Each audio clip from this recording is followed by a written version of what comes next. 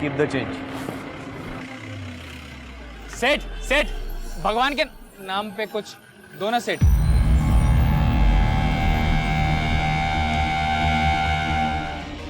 अरे नगीना तू, ए कालू लाली, इधर आओ इधर आओ। अरे ये क्या है? हट, छी। 10,000 रुपए का शर्ट है। और ये तेरा नगीना ना अभी किसी की किस्मत का नगीना बन गया है। उसको भी चमका दिया और खुद भी चमक गया। कौन है वो जिसको चमका दिया बे तूने?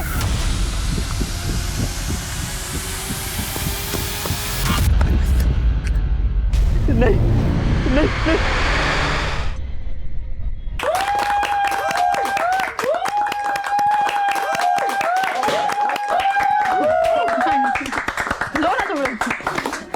देविका, तुमसे बिछड़ने का दिल तो नहीं करता, पर क्या करें, फेयरवेल भी रस्म है, निभानी तो पड़ेगी ही। देविका, तुम इतनी अच्छी जॉब छोड़कर नोएडा शिफ्ट क्यों हो रही हो?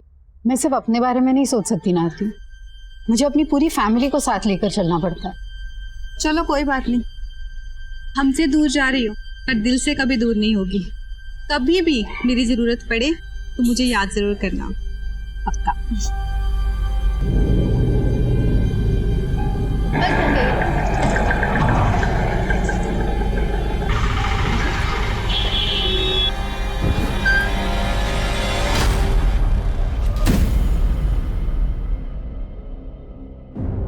रिया, ये क्या कर रही हो? सामान क्यों फाड़ रही हो?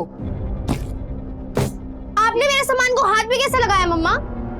मुझे बच्ची समझा आपने? रिया, बिहेव। क्या बात है देविका, क्यों डांट रही हो बच्ची को? बच्ची ये बोल रही है कि अब बच्ची नहीं रही। आप ज्यादा बोलो मत मम्मा, मुझे सिर्फ इतना बताओ मैंने नया टेडी कहाँ रखा है? रिया, अच्छा बेटा, नया टेडी वो तो ऊपर रखा हुआ है, जा ले ले जा। क्या बात है? अनीश, हम नोएडा तो शिफ्ट हो जाएंगे, but do you really feel Riya वहां ये बदतमीजी बंद कर देगी? क्यों, तुम्हें अपनी माँ और बहन पे भरोसा नहीं है?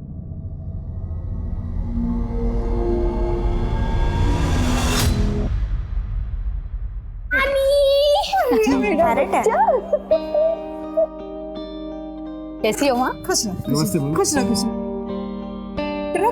वो ट्रक पीछे से आ रही है, 2 घंटे लेट है, वो डायरेक्ट अपने नए घर में जाएगी। अच्छा अच्छा, तब तक सामान निकालो। सामान निकालो। अंदर चल। अच्छा, पता है विद्या मौसी ने तो तेरे लिए स्कूल भी सेलेक्ट कर लिया है, नोएडा का बेस्ट स्कूल है। वाओ ग्रेट, विद्या मौसी इज द बेस्ट। और नानी मासी नहीं दिख रही, कब आएंगी? मार्केट गई है, आती ही होगी। ये अरे रिया, हाथ नहीं धोए तो कम से कम सेब धो लेती। Welcome everybody. आ गई विद्या मौसी, ये देखो रिया, मैं आपके लिए क्या लेकर आई हूँ। थैंक यू सो मच मासी। इतनी एक्सपेंसिव गिफ्ट्स देकर क्यों उसे बिगाड़ रही हो? कम ऑन दीदी, ये देखो, मैं तो आपके पति को बिगाड़ने का सामान भी लाई हूँ। दिस इज फॉर यू जीजा जी। अरे वाह, थैंक यू। कम ऑन दीदी, अब खुशी के मौके पर मुंह मत बनाओ। वैसे ही देखो, आपके लिए भी कुछ लाई हूँ।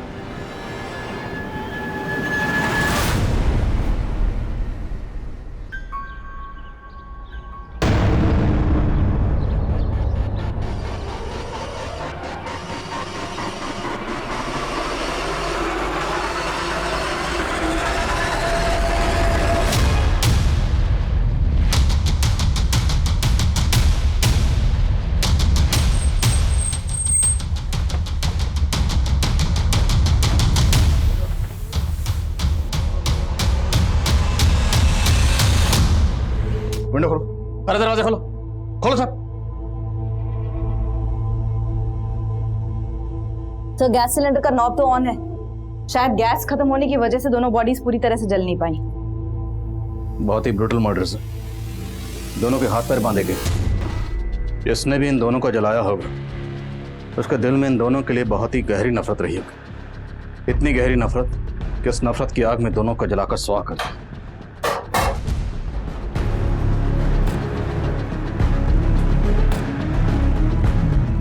इसकी वजह से मेरे भाई की जिंदगी बर्बाद हो गई। इसका भी यही हश्र होना था। इतनी बर्बरता, इतनी अमानवीय तरीके से हत्या की गई थी कि पुलिस के लिए भी यह दृश्य बचाना आसान नहीं था। और दीवारों पर लिखे हुए अनेक शब्द पुलिस के लिए चुनौती थे, लीड थी, या फिर उन्हें मिसलीड करने की कोई कोशिश। मैम हमको नहीं मालूम ये आदमी और औरत कौन है। तुम्हारे कहने का मतलब है कि ये दोनों इस घर में नहीं रहते थे? मैम ये घर तो सालों से बंद था। हम तो खुद हैरान है कि यहाँ लाशें कैसे पड़ी हैं।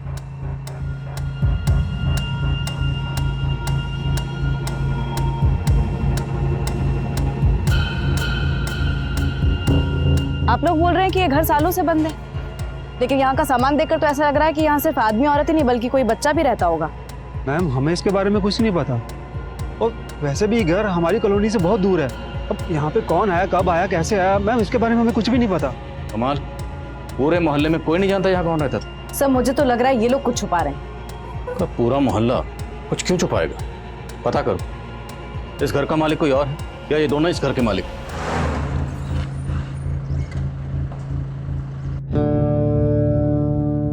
सभी थानों में इंफॉर्मेशन भेज दी गई। आओ।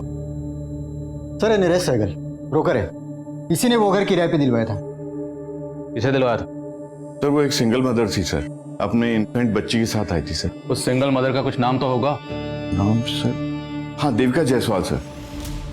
मैडम एक नंबर प्रॉपर्टी है ये। यहाँ इतना शांत माहौल कहीं और नहीं मिलेगा इस इलाके में, और फिर बच्चे के सोने उठने में कोई दिक्कत नहीं होगी यहाँ। सर देविका को वो मकान देखते ही पसंद आ गया था सर, और सर 3 महीने से अपनी बच्ची के साथ वहाँ रहने भी लगी थी।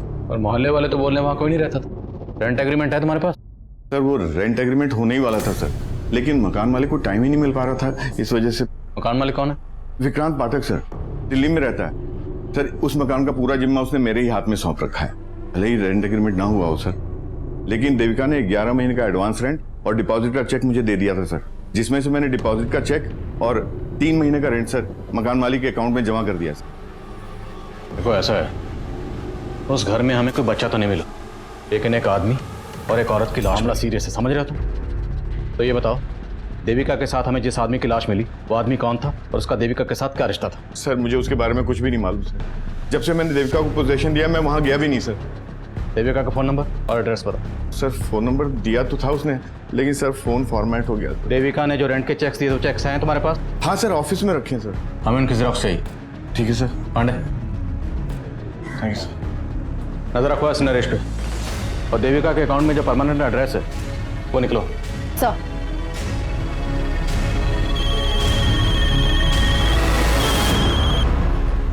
हाँ बोलो यादव।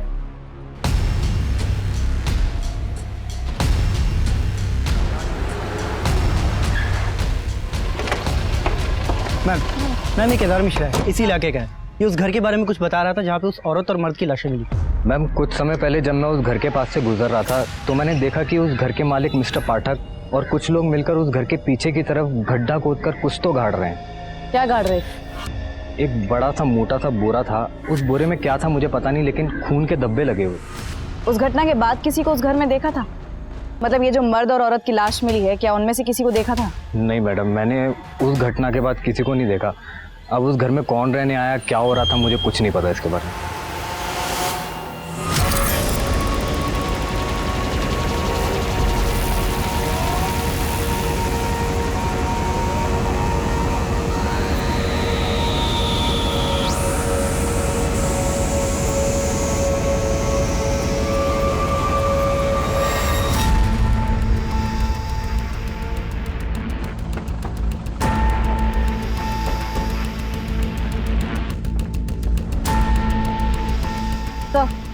यही वो जगह है जहाँ केदार ने बोरे को गाड़ते हुए देखा था, लेकिन अभी तक कुछ मिला नहीं।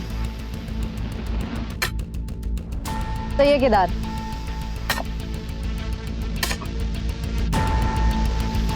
एक मिनट रुको। ओके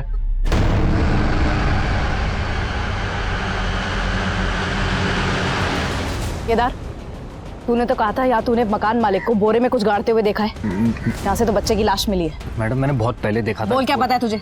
मैं सच बता रहा हूँ। ऐसे नहीं बोला। यादव थाने लेकर जाओ उसे, अच्छे से पूछताछ करो। नरेश ने बताया था कि उसने देविका को इस घर में एक बच्चे के साथ रहते हुए देखा था, और अब घर के पीछे ये बच्चे की लाश। तो लाश को देखकर लगता है जैसे इसे कल परसों दफनाया गया। क्योंकि लाश अभी सड़नी शुरू ही हुई है। सर केदार भी यही कह रहा है कि उसने मकान मालिक को यहाँ बोरे में कुछ गाड़ते हुए देखा था। ये चक्कर क्या है, कुछ समझ में नहीं आ रहा। इस चक्कर का जवाब मकान मालिक पाठक ही देगा। उठाओ उसे। उस घर का मालिक विक्रांत पाठक पुलिस के हाथ लगने से पहले ही फरार हो चुका था। विक्रांत पाठक मुझे जल्द से जल्द अंदर चाहिए। विक्रांत और नरेश, ये इन दोनों की मिलीभगत हो सकती है। नरेश पे भी नजर रखो। सर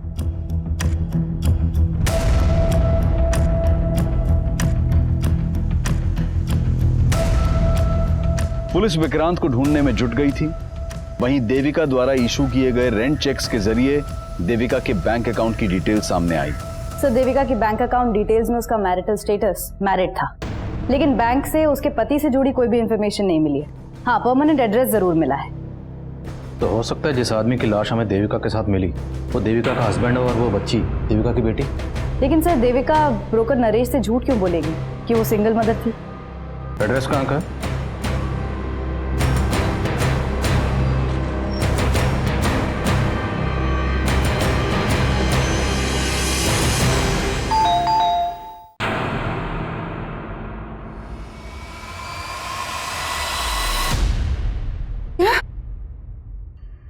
देविका की लाश? जी, सिर्फ देविका नहीं, उसके पति और बच्ची की लाश भी मिली। ये आप क्या कह रहे हो सर?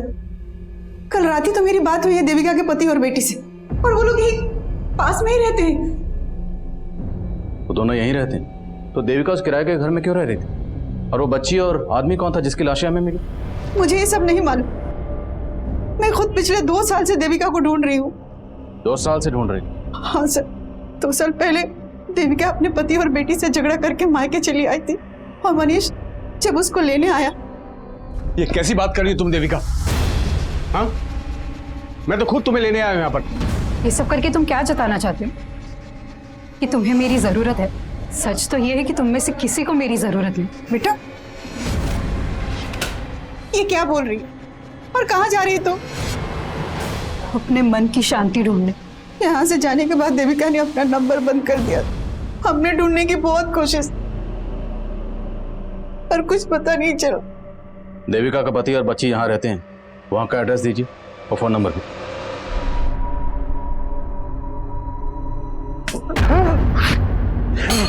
क्या बात है? आप यहाँ पर आराम से सो रहे हो और वहाँ मम्मा, आप मम्मा को वापस कब लेकर आ रहे हो? बेटा वो अब नहीं आएगी यहाँ।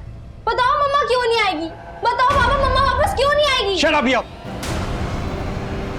कब यहाँ पर थी तब तो उसकी परवाह नहीं की तुमने। अब मम्मी मम्मी करके मेरा कान खाती रहती है।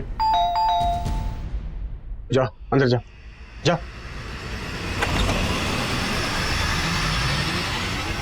क्या? देविका की लाश? बहुत ही गहरी नफरत निकाली गई। देविका के हाथ पैर बांध कर उसे चूल्हे पर जलाया। वो आदमी और वो बच्ची, ये दोनों कौन हो सकते हैं? सर मुझे कुछ नहीं मालूम। मैं तो 2 साल से नहीं मिला देविका से। लेकिन ऐसा क्या हुआ था जो देविका आपको तो छोड़कर गई, लेकिन अपनी बच्ची को भी छोड़ गई? सर दोष मेरा ही है। मैंने गलती ऐसी की थी कि जो देविका मुझे कभी माफ नहीं कर पाई। ये तुम्हारी ब्लेजर से निकले हैं जो तुम परसों अपने आउटडोर ट्रिप पे पहन के गए थे, कॉन्डम्स। देखो देविका, अब तुम कोई झूठी सफाई देने की कोशिश मत करना। मैंने तुम्हारे लिए अच्छी जॉब छोड़ी, यहाँ का छोटी सी नौकरी कर रहे हो, और यहाँ तुम अय्याशियां कर रहे हो। अब बस मैं और रिया तुम्हारे साथ नहीं रह सकती। तुम जाना चाहती हो जाओ, मैं तुम्हें रोकूंगा नहीं। लेकिन मुझे नहीं लगता कि रिया तुम्हारे साथ जाना चाहेगी। कल मैं देविका को कभी खुश नहीं रख पाया। बिलीव मी, उसके जाने के बाद उसकी कमी का बहुत एहसास हुआ मुझे। मैं एक अरसे से उसे ढूंढ रहा हूँ सर। तो ढूंढ लिया होगा उसे, और ढूंढने के बाद जब देविका को किसी गैर मर्द के साथ देखा होगा तो बर्दाश्त नहीं हुआ होगा। क्या बोल रहे हो सर आप? मैंने ऐसा कुछ नहीं किया सर। तुमने बताया कि देविका कहीं जॉब कर रही थी। जी सर, लेकिन जब वो यहाँ से गई तब वो जॉब भी छोड़ चुकी थी। देविका जहाँ जॉब करती थी वहाँ की डिटेल्स दीजिए।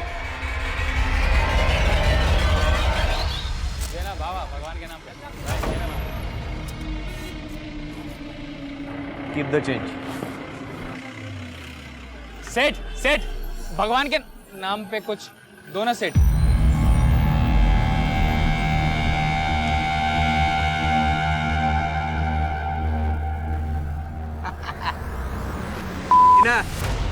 अबे आग। अरे नगीना तू, ए कालू लाली इधर आओ इधर आओ। अरे ये क्या है? हट छी। 10,000 रुपए का शर्ट है। और ये क्या है? हाथी का दांत है, हाथी का दांत। हाथी का दांत? अबे हाथी के छोटे बच्चे का दांत। जा। अच्छा। अबे तेरा नगीना ना अभी किसी की किस्मत का नगीना बन गया है। उसको भी चमका दिया और खुद भी चमक गया। कौन है वो जिसको चमका दिया बे तूने? जिस घर में हमें जली हुई लाशें मिली, उस घर के मालिक विक्रांत पाठक का फोन दिल्ली के मुखर्जी नगर में बंद हुआ था और हमने उसके रिश्तेदारों और दोस्तों से भी पूछताछ की, लेकिन कोई क्लू नहीं मिल पाया कि वो छिपा कहाँ पे। मकान मालिक और किराएदार के अलावा पाठक और देविका के बीच में कोई और कनेक्शन? सर फिलहाल ऐसा कोई कनेक्शन सामने नहीं आया, लेकिन देविका के बैंक अकाउंट से कोई ना कोई फ़ोन नंबर तो लिंक होगा। उस नंबर की डिटेल्स निकला, शायद कोई क्लू मिले। और ये मकान मालिक पाठक, इसे हाजिर करो। एक बार ये मकान मालिक हमारे हाथ में आ गया तो हमें सब पोस्टमार्टम रिपोर्ट के मुताबिक देविका और उस आदमी को पहले नशीली दवा देकर बेहोश किया गया। घर से मिले ग्लासेस में फ्रूट जूस के साथ साथ दवा के ट्रेसेस भी मिले। बेहोश करने के बाद उनके हाथ पैर बांधकर दोनों को जला दिया गया। बच्ची की मौत धुएं से सफोकेशन की वजह से हुई। एक मर्द, एक औरत और एक बच्ची, देखने में तो फैमिली लगती है, पर ये फैमिली थी या नहीं थी इसके लिए इन तीनों का डीएनए टेस्ट करवाना हो। पर मारने से पहले इन दोनों को जूस में बेहोशी की दवा पिलाई गई, तो मतलब साफ ये काम किसी जान पहचान वाले का ही है। अब ये जान पहचान वाला या तो देविका की पहचान का होगा या उस आदमी की। देविका की पर्सनल और प्रोफेशनल लाइफ के बारे में जानते, देविका के नोएडा वाले ऑफिस में चलते। ये हमारी नगीना ने बनवाया है। देखो ये भी कैसा है, पूरे 2 तोले का है और एकदम सच्ची सोने का है। हाँ, तुम्हारी नगीना को लाखों का कोई भीख दे गया है या लॉटरी लगा है? कोई लॉटरी नहीं लगा है, वो तो हमारे नगीने का दिमाग है। उसने बहुत बड़ी जुगत लगाई है। जुगत? हाँ। शांति बहन, हमको भी तो बताओ वो जुगत। किसी को बताना मत। वो ना शहर गया था तो वहाँ पर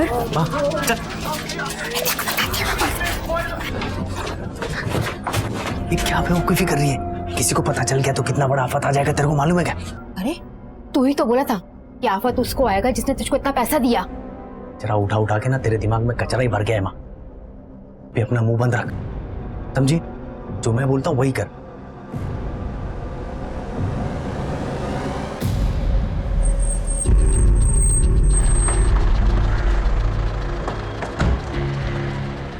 सर, देविका तो 2 साल पहले ही यहाँ से रिजाइन करके चली गई थी। 2 साल से मैं भी उसके कांटेक्ट में नहीं हूँ। मुझे बहुत हैरानी हो रही है कि उसकी इस तरीके से हत्या हो गई। सिर्फ देविका का ही नहीं, एक बच्ची और एक आदमी की लाश भी मिली। क्या देविका का यहाँ किसी के साथ अफेयर था? मैम, देविका का किसी से अफेयर हो ही नहीं सकता। वो तो खुद अपने पति से परेशान रहती थी।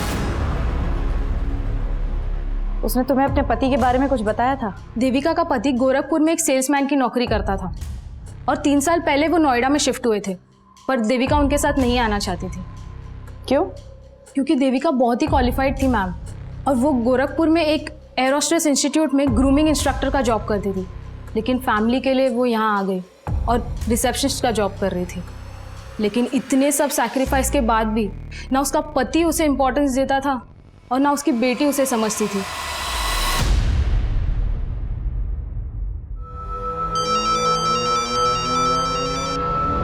सर, उस घर के मालिक विक्रांत पाठक के उसके एक वर्कर के घर में छिपे होने की लीड मिली है।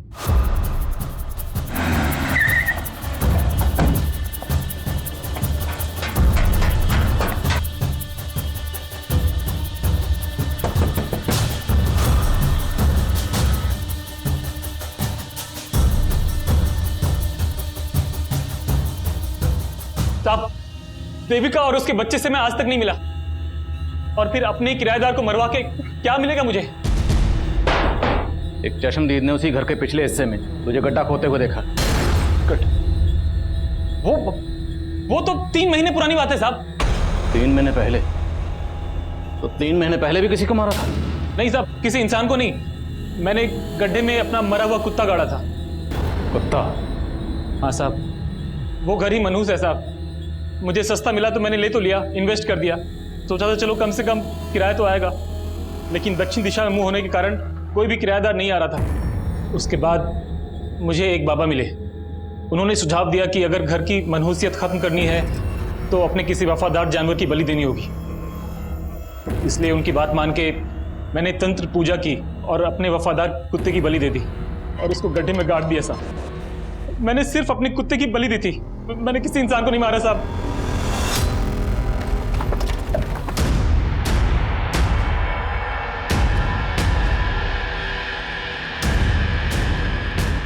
तो मैंने यहीं पे गाड़ा था।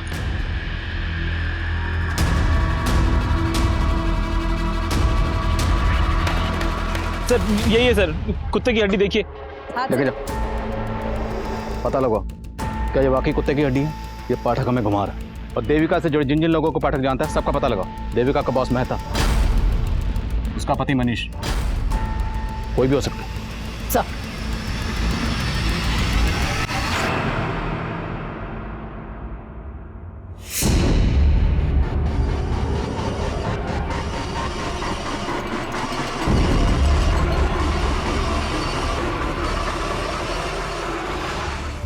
क्या कर रही है तू? आपने मारा ना मेरी मम्मी को, इसलिए उस दिन बोल रहे थे ना कि मम्मा वापस नहीं आएगी। तू आपको मैं छोड़ूंगी नहीं, आपके सामने आपको एक्सपोज कर दूंगी। खोलो पापा, यू आर अ किलर। यहीं अंदर पड़ी रह तू, चुप कर, एकदम चुप चुप।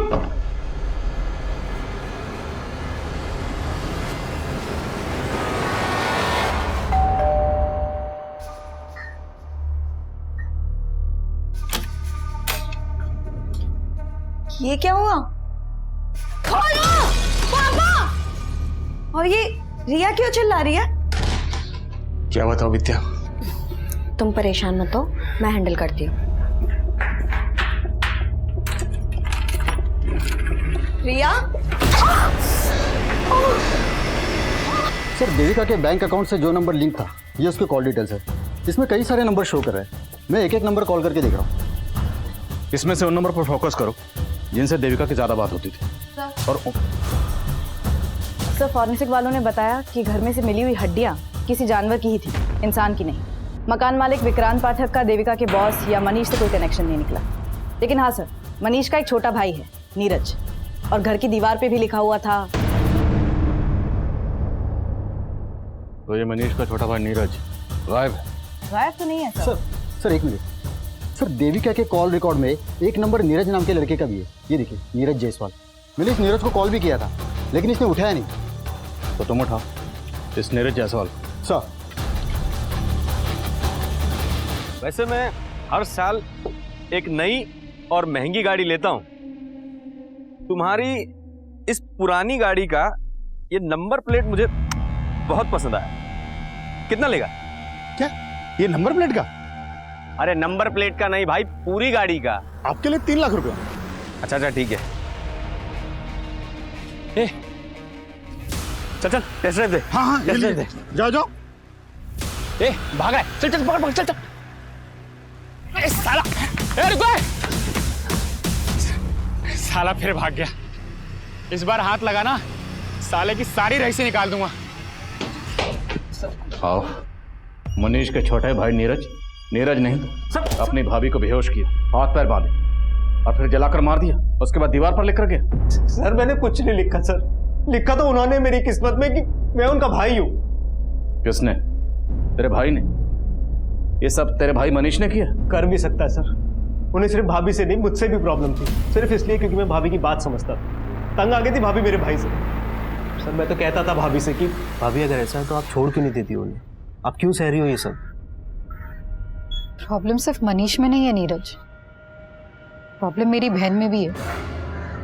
मैं सिर्फ और सिर्फ रिया के लिए रुकी हूँ। जब वो मुझे समझने लग जाएगी मैं उसे लेके हमेशा के लिए चली जाऊंगी। लेकिन सर रिया को विद्या ने अपने फेवर में कर रखा था पूरी तरीके से। वो विद्या और मेरा भाई मनीष, उन दोनों ने मजबूर किया मेरी भाभी को और इसलिए उन्होंने अपनी बेटी को छोड़ा सर। तब तो तू ये भी जानता होगा कि देविका कहाँ रहती थी? उन्होंने अपना नया नंबर मुझे दिया था, इसलिए कभी कभी मेरी बात हो जाती थी उनसे। लेकिन सर भाभी ने मुझे कभी नहीं बताया कि वो कहाँ रह रही थी। कभी कभी बात होती थी तो बातों में ये तो बताया होगा तेरी भाभी ने कि वो आदमी कौन था जिसके साथ वो रह रही थी। सर मुझे कुछ नहीं पता इस बारे में सर, और सर आप मुझ पे शक करके गलती कर रहे हैं। ये सब मेरा भाई मनीष और वो भाभी की छोटी बहन विद्या, ये उन दोनों का रचा हुआ पूरा प्लान है सर। भाभी के जाते उन दोनों ने शादी भी कर ली थी। साली साली रहती तो अच्छा था। साली जब घरवाली बनती है यही कांड होते हैं। तो तुम क्या चाहते थे? बिना किसी रिश्ते के सोती रहती तुम्हारे साथ? तो रिश्ता जोड़ा है तो भुगत। कहती थी रिया की मां बनूंगी तो सब कुछ संभाल लूंगी। क्या खाक संभाला तुमने? हमारे सर भी फोड़ रही है और किस्मत भी।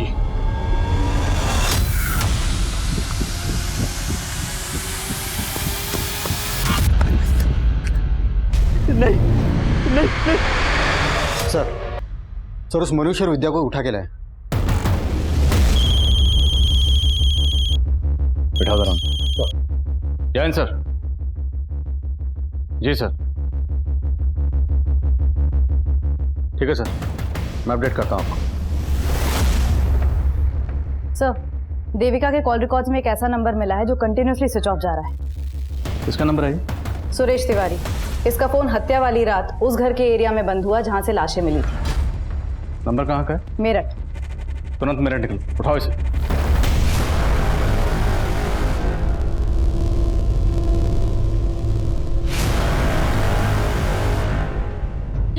नहीं सुरेश जी छोड़िए उसको। नहीं हर्षा, हमारे पास अभी कोई चारा नहीं बचा हर्षा। वो आदमी हमें जीने नहीं देगा। हम उसका टॉर्चर सह सके नहीं। जी मेरी बात सुनिए, अगर आप चले गए तो हम दोनों का क्या होगा? हर्षा, मुझे पता है कि हमने साथ जीने मरने की कसम खाई थी।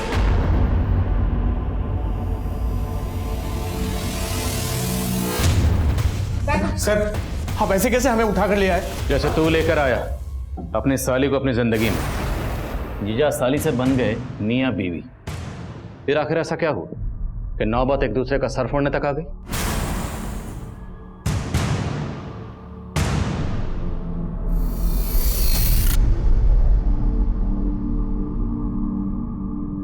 आई एम सॉरी मम्मा, मैंने कभी भी आपकी रिस्पेक्ट नहीं की। I am very bad. Please मुझे माफ कर दो। प्लीज वापस आ जाओ। हमें फिक्र थी रिया की, इसलिए शादी की। रिया की फिक्र का वास्ता देकर अपनी शादी को जस्टिफाई कर रहे हो? नहीं सर, आप गलत सोच रहे हैं। हमारी शादी से तो दी को भी कोई प्रॉब्लम नहीं थी।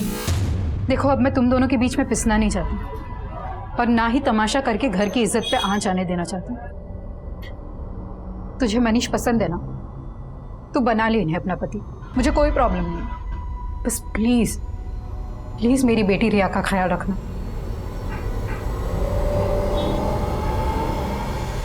और अचानक से खुद से कहीं चली गई। अचानक से चली गई या तुम दोनों ने इसे जाने के लिए मजबूर कर दी? सर, हम मानते हैं कि हमसे भूल जरूर हुई है और इस आदमी से शादी करके तो मैं भी दीदी की तरह पछता रही हूँ। क्या? पर पछता तो मैं रहा हूँ सर इससे शादी करके। और रिया भी तुम्हें मां बनाए कभी खुश नहीं रही। इसने हम सबकी जिंदगी बर्बाद कर दी सर। जिंदगी तो तुमने हमारी बर्बाद की।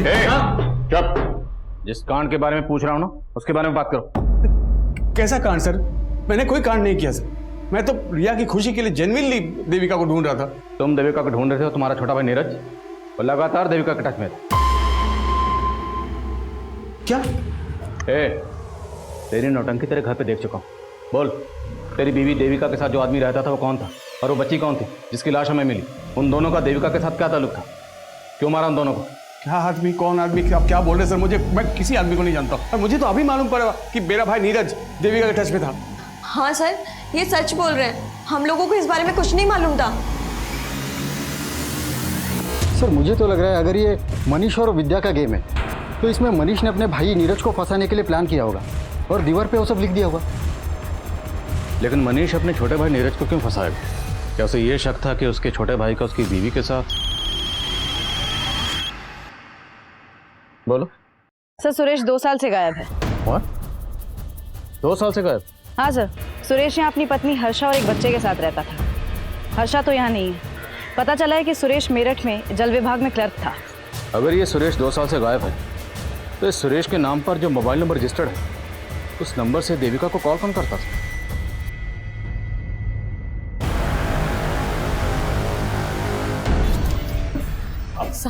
आप फिर से आ गए। आपसे बोला ना जैसे ही आपके पति का पता चलेगा आपको बुला लेंगे। वो शायद नहीं मिलेंगे साहब, उन्होंने आत्महत्या कर ली होगी। क्या? तुम तो पहले बोल रही थी सुरेश लापता है, अब बोल रही उसने आत्महत्या कर लिया। ये लगा के रखा तुमने? साहब, एक बात हम आपको पहले बताए नहीं थे।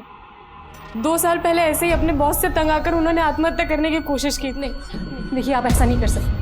अगर आपका बॉस आपको तंग करता है तो आप उसकी शिकायत अपने बड़े अफसर से कीजिए। क्यों आप हमको अनाथ करके जाना चाहते हैं? हमारी बात कोई नहीं सुनेगा हर्षा।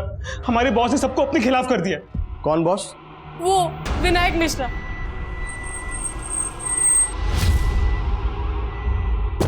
हाँ मैडम, सुरेश यहाँ मेरे अंडर में ही काम करता था, लेकिन 2 साल पहले वो अचानक से गायब हो गया।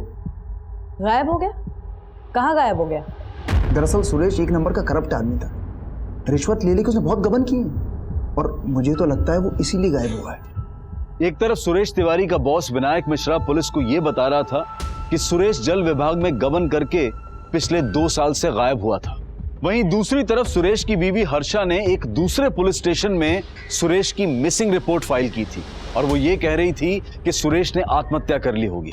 जल्द ही ये जानकारियां दोनों पुलिस स्टेशन के बीच साझा हो गईं और सुरेश की बीवी को उस आदमी की लाश की शिनाख्त के लिए बुलाया गया जो विक्रांत पाठक के घर में एक महिला और बच्चे की लाश के साथ मिली थी।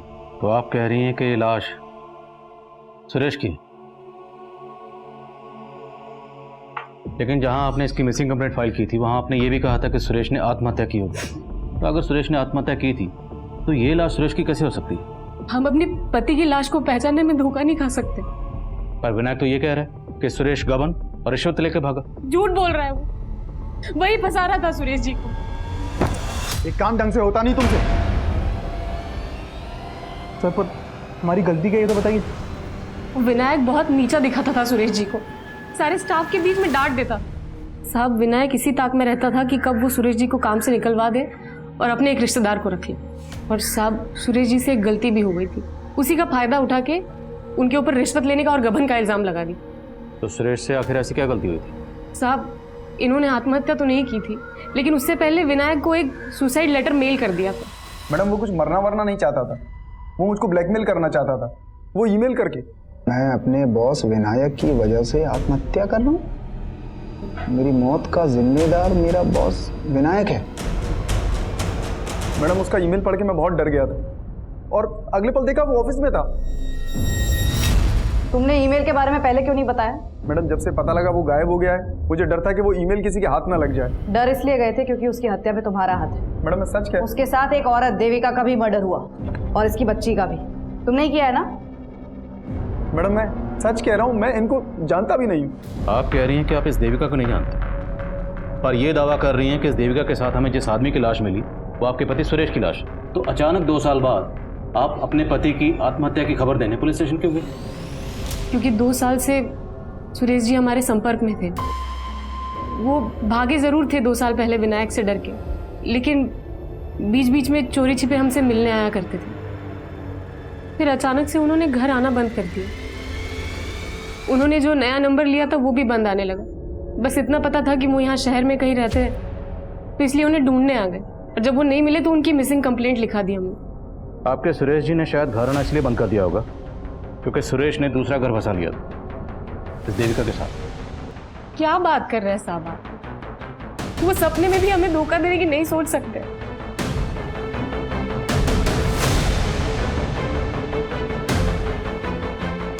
सर, ये औरत दिखने में जितनी सीधी है, विनायक उतना ही चालाक है। पहले ये केस देविका से कनेक्टेड लग रहा था, लेकिन अब लग रहा है कि ये केस इस सुरेश से भी कनेक्टेड है। सर, मैंने चेक किया, सुरेश का बैंक अकाउंट उसी बैंक में था जिसमें देविका का था। इनफैक्ट सुरेश ने एज अ गारंटर किसी नगीना नाम के आदमी का बैंक अकाउंट भी उसी बैंक में खुलवाया था। इस नगीना का इन कत्ल से क्या ताल्लुक है? सर, नगीना एक भिखारी था।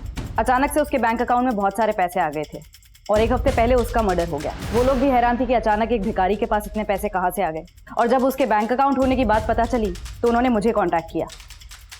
लेकिन इस नगीना का मर्डर किसने किया? सर, विनोद नगर पुलिस को भोलू और कालू नाम के आदमियों पर शक है। ये नगीना के साथ भीख मांगते थे। लेकिन सुरेश एक भिखारी का बैंक अकाउंट खुलवाने के लिए उसका गारंटर क्यों बनेगा? और भिखारी के अकाउंट में इतने सारे पैसे और दोनों का मर्डर भी हो जाता है। इस नगीना का कोई जान पहचान का है? कोई रिश्तेदार कोई भी? नगीना की माँ शांति कचरा बीनने का काम करती है। साहब, हमारे नगीना को भोला और कालू ने मारा और आप हमें यहाँ ले आए। तो मैं इसलिए लेकर आए कि तुम्हारे बेटे के पास इतने पैसे कहाँ से आए जो बैंक में अकाउंट खोला, और पहले उसके अकाउंट में लाखों रुपए रहते थे। अब एक पैसा नहीं। कहाँ गए? बोलो। साहब, वो सारा पैसा निकालकर घर में छिपा दिया था। और पैसे आए कहाँ से थे? वो एक आदमी ने उसे दिया था और उसका खाता भी खुलवाया था साहब। ये था वो आदमी? नहीं साहब, हम नहीं जानते कि वो कौन था। हमारा बेटा ही मिला था उससे। अरे ये सेठ लोग के पास है ना, पैसा छुपाने के लिए जगह नहीं रहता है। इसके लिए मेरे जैसे लोग को ढूंढते। उसने मेरा अकाउंट खुलवाया ताकि अपना काला पैसा सफेद कर सके।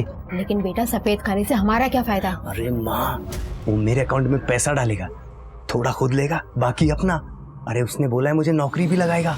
नगीना का किस्मत बदल गया था, तभी भोला और कालू से चिढ़ते थे, इसीलिए मार डाला उसको। अब आप हमें छोड़ दीजिए और उनको पकड़िए। सर, अगर हम नगीना की माँ का भरोसा कर भी ले तो सवाल ये उठता है कि सुरेश नगीना को इतने पैसे दे कैसे सकता है? कहीं उसके रिश्वत और गबन के पैसों की कहानी तो नहीं? लेकिन सुरेश मर चुका है, तो मुमकिन है ये पूरा का पूरा खेल कोई और ही खेल रहा हो। और हमें उस खिलाड़ी को ढूंढना है जिसने सुरेश के जरिए नगीना का बैंक अकाउंट खुलवाया।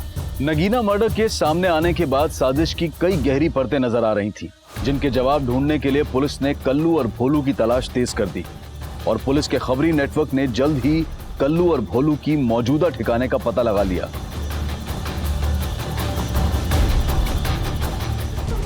तब हमने नगीना को पैसों के लालच में नहीं मारा, वो कभी ना लाली को अपने साथ लेके चला गया।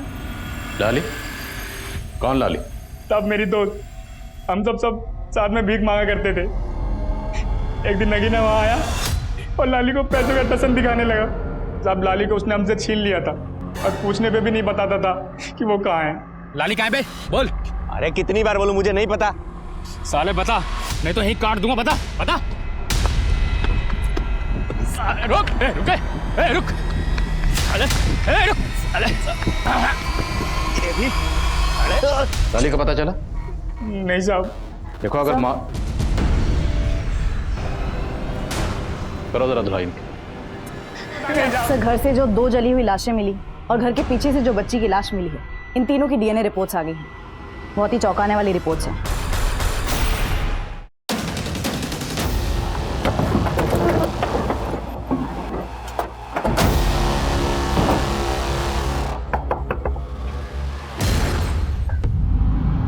हमसे दूर जा रही हो पर दिल से कभी दूर नहीं होगी। कभी भी मेरी जरूरत पड़े तो मुझे याद जरूर करना। अरे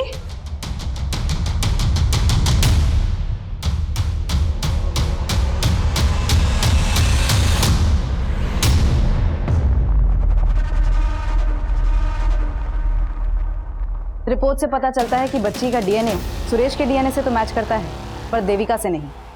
इसका मतलब वो डेड बॉडी देविका की नहीं है। मतलब ये सारा का सारा गेम देविका। नजरें मत झुकाओ, जो किया वो क्यों किया ये बताओ।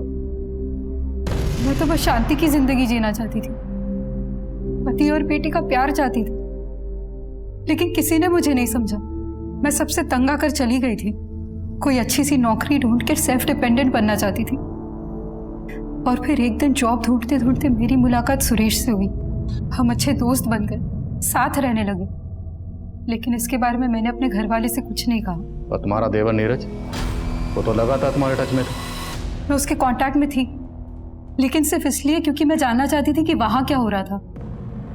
और जब पता चला कि मनीष ने सच में विद्या से शादी कर ली, तो मैंने भी सुरेश से शादी कर ली। मैं एयर होस्टेसेस को ग्रूमिंग करने के लिए ऑनलाइन टीचिंग का जॉब कर रही थी। अच्छे खासे पैसे भी कमा लेती थी। लेकिन सुरेश कुछ नहीं कर पा रहा था। उल्टा वो तो मुझसे पैसे लेकर अपनी बीवी को भेजता था। इसलिए उसे छोड़कर अपनी बेटी के साथ उस घर में रहने चली गई। लेकिन वो मुझे ढूंढता हुआ वहां भी आ गया और कहने लगा, देविका ये बेटी मेरी भी है, ये हमारे प्यार की निशानी है देविका। और मैं उस हर्षा से नहीं, मैं सिर्फ तुमसे प्यार करता हूँ। तुम ये सोचो कि मैंने उस हर्षा को छोड़ दिया है।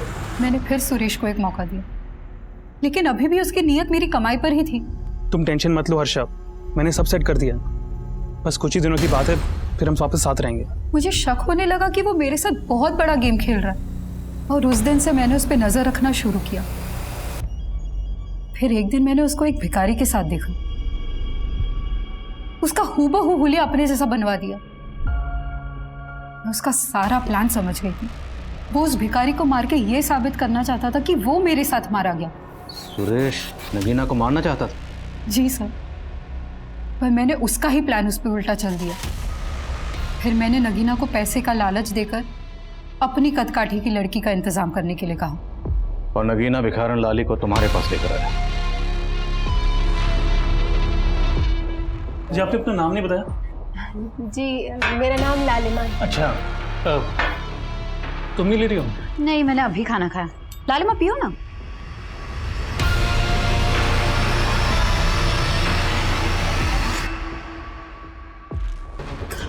दोनों बेहोश है, जल्दी जल्दी हाथ पैर बांधो।